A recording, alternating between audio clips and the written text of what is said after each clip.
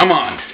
Howdy folks, welcome to a special Landaux show in regards to with my other first time crush, and well, not really crush, well yeah, you might as well call it a crush, with my, well, second crush. My first one was with the cheerleader in high school, Elizabeth, or was it? I don't know. You gotta excuse me, I was a mess, but I wanted to hurry up and record this because Mother Nature's about to get nasty on us again here after Christmas Eve, nearly blowing the roofs off houses here as well as up north, like you saw in the prior video, the fantastic light show. Well, here it goes again.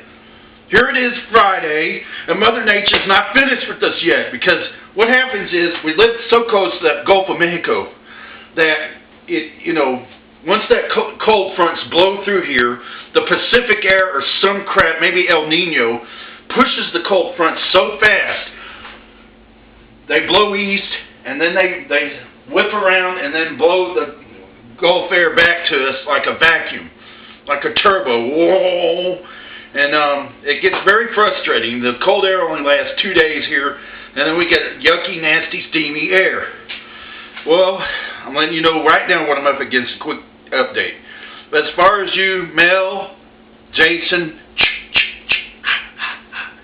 and Glenn, just kidding.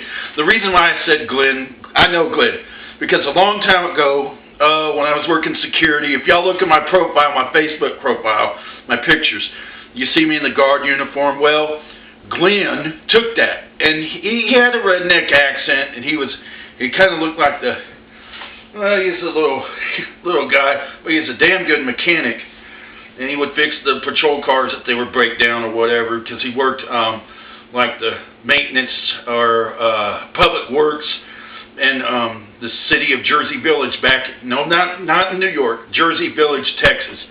And he was the maintenance worker there, so he was hired on as a patrol. And he would get on the radio before he had a unit number assigned to him. He goes, 601, this is Glenn. I'm going out to get a Coke. Texas accent, because, you see, in Texas and down the South, and I don't say it because I wasn't raised on it, we put a U in front of in this, like T-H-I-U-S, this. Like my buddy Chris, C-R-I-U-S, not Christopher, like Christopher, Chris. We say Chris, like his old dad that's like Henry. And I'm about to get to Punky here in a minute. We'll make this quick. I don't like making it quick, but let me just make it a two-parter.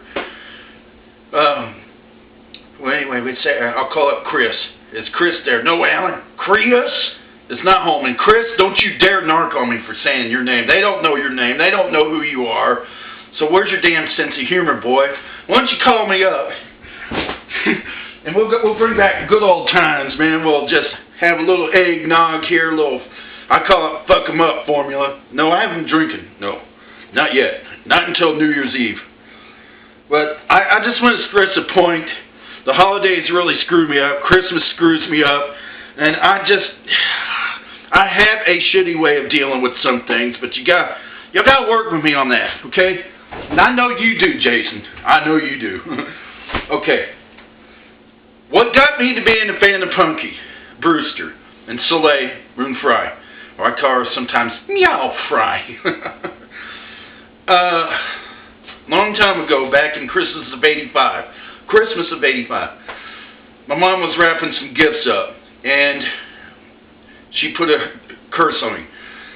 I don't remember if it was the big Punky Brewster doll or the little ones. I think it was the big one, or one of each. And I go, what are you wrapping up? Oh, it's a Punky Brewster doll. She said, it looked like Rainbow Bright. Isn't she cute? Now kiss her face. No. And she was wrapping her up for my nieces. Got over there, and the name was stuck in my head. A few years later, when Punky Brewster went into syndication, it kind of got stuck in the back of my head. That it was a show, cartoon. I go, oh man, not another doll after a cartoon or something like that, because I flashed back, oh, my mom wrapped that up a few years ago. Then it went to syndication, and then the announcer comes on there, Punky Brewster is back, and things have changed. And the first thing she says, "Henry, I'm getting boobs." I go, whoa, whoa, whoa, whoa, whoa! This is a real girl? I thought it was just thought it was a doll in a cartoon. And my buddy started laughing, man. Oh my God, she's cute. And I'm watching the show, you know. Next thing I know, I'm into the show. I'm into it so much, I start talking about her a lot. And talking about it so much, my little brother overheard me and dun dun dun dun dun dun dun gave me one of these pins. Yeah, that's just the beginning. So as I said, I got to dig through this drawer of mine. You know, I keep them sealed up of all my Punky Brewster collectibles because I don't want nothing to happen to them. You know, I got pictures. I think I got a pin. I got, of course, I got videos, but I just love this little colorful pen. As a matter of fact, you know, I copied fonts onto the drawings I made and things, and this is before the wonderful, you know, world of computers. This is like early 90s. But I love this show, and I got into it, and next thing I know, I'm pretending like I'm making my own episode. I'll go out to the railroad tracks, and I go, the lost episode that was never aired. Like when Henry, you know, I could do Henry's voice, like, strawberries, blueberries, attention, no singing in the store. What episode's that? It's one of those 15-minute ones. I forget the name of it. Punky, you must learn the self-confidence of yourself.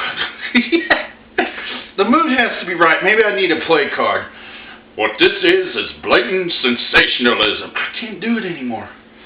I can't do it anymore. Where's it gone? Strawberries, blueberries. That's about it. And Betty, I need to show y'all a special episode that was inspired by me. That Punky's Clubhouse. It's before she built the tree house. It's another 15-minute episode that's missing. It's where Cherry and Margot go out on a camping trip. Yeah, they go, the debut of Camp Kukaluki. They go out and Henry accidentally gives Betty her keys because she lost them or something like that, because remember, he's the apartment attendant or whatever. And she goes back to play Pinochle, and it's inspired by an episode of My Three Sons, so I shortened it down to 15 minutes, and I'd like to write it out, you know. And it was really cool, and I'll show you the episode of My Three Sons about it, where Mr. Douglas gets his son Chip in the clubhouse, and they have a venture of their very own. Well, Punky's feeling left out because she couldn't go or something like that. Or she wasn't a member yet because she was just adopted, you know what I'm saying? She wasn't a member of the school, but, no, not a member because she wasn't enrolled in school yet or something like that. Anyway, I love you guys. I'm still under the weather because this nasty Gulf air is making me feel like crap. I don't like it. I'm starting to sound like Angry Grandpa. I don't throw shit around like he does. I'll take that back. One weakness I have is just like Angry Grandpa is when I can't find things. See, it's getting so steamy in here, I got to turn on the AC. The weather's ridiculous here. But my love for Punky, I just briefed you on it. I'll probably go into a second part. Soleil has been getting the back seat on me because I've turned my attention to Mickie James. And Mickie James has dressed like... I forgot to ask Mickie James, when I asked that question on her site, Mickie, were you a fan of the shows? Were you a fan of Soleil Moon Frye? When Mickie James first joined Twitter, I tried to set the two up. I said, well, Mickie, here, you know, I've seen you dress like her. Here's Soleil Moon Frye's Twitter address. And she didn't say anything, and neither did Soleil. Soleil has never replied to me before on Twitter, yet. I don't know if she's drowned out by 1.5 million followers, and Mickey's now catching up to that figure. She's about 500,000 almost, of 350,000, and she hasn't replied to me lately. She doesn't get a chance to, but she sees my tweets. In the past, she's replied to a lot of them. I'm blessed. I'm thankful. But there's several matches a while back that really just blows my mind. I was so in love with Punky that I used my aggression, with the show. I used my aggression and turned it to wrestling, because I was in that too, back in 88, 89. I went back to it, and I wondered, she's a fighter. It shows her in that one episode with Merle Haggard boxing. I wonder how she would do it wrestling. But lo and behold, I haven't seen it. When Mickie James was Alexis Lurie, she dressed a few times as Punky Brewster in the ring, and god dang, man, there's a couple of them where she looks just like Soleil. It shocks me. Anyway, that's all I got to say for right now. I know we still need to watch the show. We need to have a marathon going. I would like to make it up to you, Mel and the gang, somehow, some way, okay? Just forget about my, blocking off, deleting or blocking you on Facebook shit, and just try to overlook that crap. Remember, there's too much insanity in the world to give a fuck about it. Some way, either way, I'll unblock you, but I don't know. Sometimes you just gotta say, what the fuck? I love you guys. Don't forget that. Till next time.